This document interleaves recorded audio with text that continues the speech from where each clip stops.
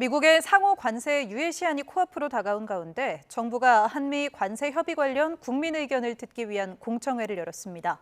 특히 미국이 요구한 것으로 알려진 30개월령 이상 미국산 소고기 수입 규제 완화 등 농업 분야 시장 개방에 대한 우려가 쏟아졌습니다. 최하영 기자가 보도합니다.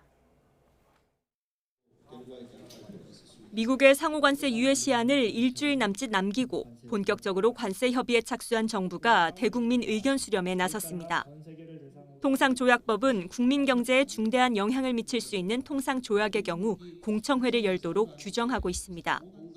각 분야 전문가와 이해관계자 등이 참석한 가운데 가장 먼저 언급된 건 미국산 소고기 등 농업시장 개방에 대한 우려였습니다. 앞서 미국 측은 30개월령 이상 미국산 소고기 수입 규제 완화 등 비관세 장벽을 낮춰달라고 요구한 것으로 알려졌습니다. 국내 소비자들의 방역병에 관한 우려 때문에 오히려 현재의 수출마저 미국에 대한 수출마저 줄어들 소지가 있다.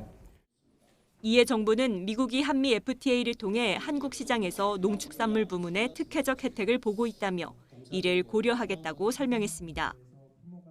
당연히 그 농업 분야, 축산물 포함한 농업 분야에서의 민감성이라든지 특수성은 감안하면서 미국과의 협의에 임할 예정이라는 것을 다시.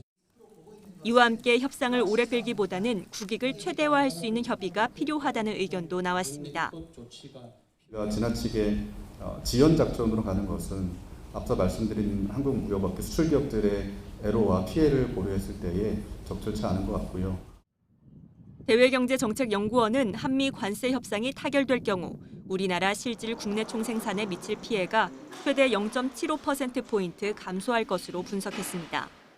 미국과 3차 기술 협의를 마친 정부는 미국의 요구가 윤곽을 드러내고 있다며 수용 가능한 부분이 있는지 살피고 있습니다. 아울러 미국 측은 우리 측의 제안에 따라 상호 관세 외에도 자동차 등 품목 관세까지 조정 가능성을 내비친 것으로 전해졌습니다. 정부는 상호 관세 유예가 끝나는 다음 달 8일 이후에도 협상이 계속될 가능성이 있다고 보고 최대한 유예를 끌어내며 협상을 이어갈 방침입니다. YTN 최하영입니다.